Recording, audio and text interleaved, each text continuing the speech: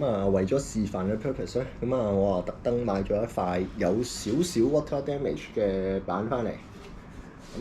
我所指少少咧，就係佢有輕微嘅 water damage，但係又唔係話爛到冇辦法修復或者影響咗佢嘅結構嗰隻。因為如果佢由頂嗰度裂到落底咧，基本上咧就冇得救啦，神仙都難救啦。但係呢塊咧只係個面嗰度裂咗一層啫，即係7、8層裏邊咧，佢只係裂咗一層咧。板尾嗰度咧都唔係話冇得救嘅，都仲有得救嘅。所以我特登買翻嚟咧，咁就即係唔係其他板買翻嚟啦，咁就去示範點樣去做一個 repair 嘅。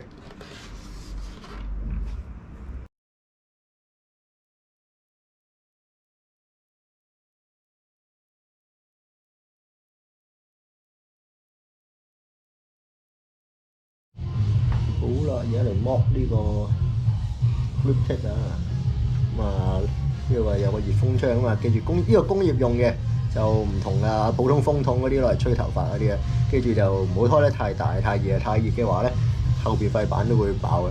好。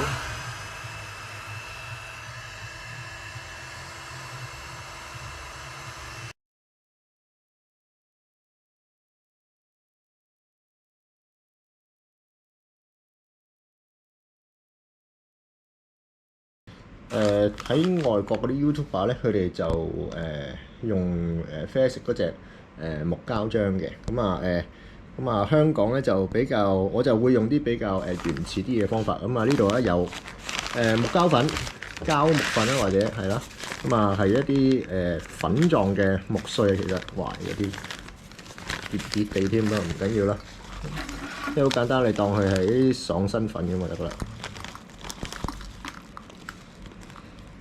倒適量嘅出嚟啦。咁木膠粉咧，有啲人會加水嘅，我就唔加水嘅，因為我要填嘅位置唔係好多，所以都唔係倒好多落去嘅。跟住啦，木膠粉咧就係開白膠漿嘅，白膠漿又係適量啦。咁如果你結嗰頭咧，自己可以溝水嘅，不過我都係唔中意溝嘅，我就由得佢有咁結得咁結，咁就將嗰個木膠粉嗰個黏度咧就提到最高嘅。搞出嚟咧，其實係一撇嘢，好肉酸嘅。又唔似外國嗰啲咁靚仔啊嘛，因為佢有少少結咯。咁我就搞一搞水先。其實都係做翻個填充物料，塞翻落去嗰啲滑板裏邊缺咗嗰啲位嘅啫。咁如果板同板之間有離開嘅話咧，咁都係好似外國嘅 YouTube 咁啦。攞兩個即係黐完膠落完晒膠水之後咧，塞完呢啲膠漿之後咧，就攞個夾夾實佢，等佢固定啊。好啦，就撈咗一堆淺啡色類似糊仔咁嘅物體啦。嗰度，你整起咗呢撇嘢之後咧，就搭落去需要填充嘅部位嗰度。跌咗啲咩？多咗唔怕嘅，多咗咧之後咧係會磨走嘅。嗰個原本窿嗰個位咧就已經封咗㗎啦。其他見到後邊有啲 cracks 嗰啲咧，即係有啲罅隙嗰啲咧，就填咗佢，壓落去填咗佢。之後塊板咧係即係呢啲膠漿啦，係需要晾乾咗之後咧再磨嘅。剩低個板頭呢個位，我睇下可唔可以懟多少少落去啊？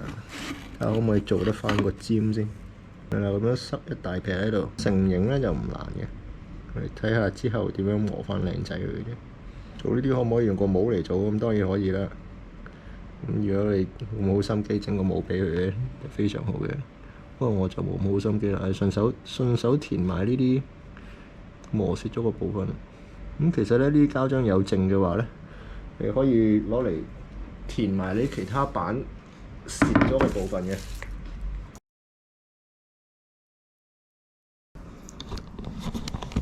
OK，膠水位啲膠水係咪乾晒啦？你見到嗰啲木膠粉同埋白膠漿咧，硬晒啦，咁啊亦都係 fill 咗佢嗰個位置啦。咁啊呢啲坑咧亦都 fill 咗啦。咁啊板頭嗰個位置做唔做得翻個三角咧？呢個未知啊，但係起碼咧比起之前咧已經靚仔咗好多啦。OK 呢啲位置咁啊，我哋就用翻無論你砂紙又好、錯又好，用呢個 rotor 又好啦，總之你磨翻平佢咧，基本上係 OK 嘅。咁啊呢啲大沙塵嘅動作啊，咁啊隔遠啲影。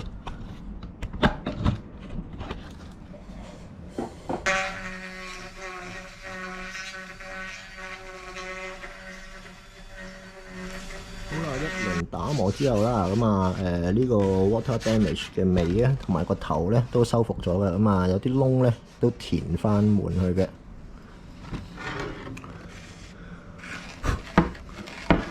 係啦，原本啊掘晒冇咗嘅頭咧，咁啊亦都做翻個少少嘅尖頭喺度啦，咁啊唔係做得好尖嘅，咁啊因為我哋都怕佢會再斷過啊，咁啊但係咧起碼咧比起之前咧就好好多嘅。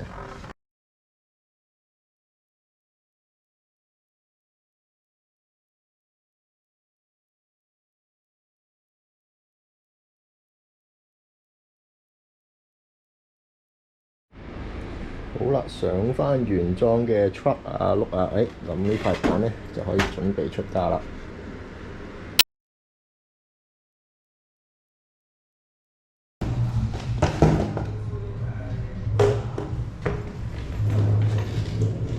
跟住就冇標揮嘅啫，巡航板。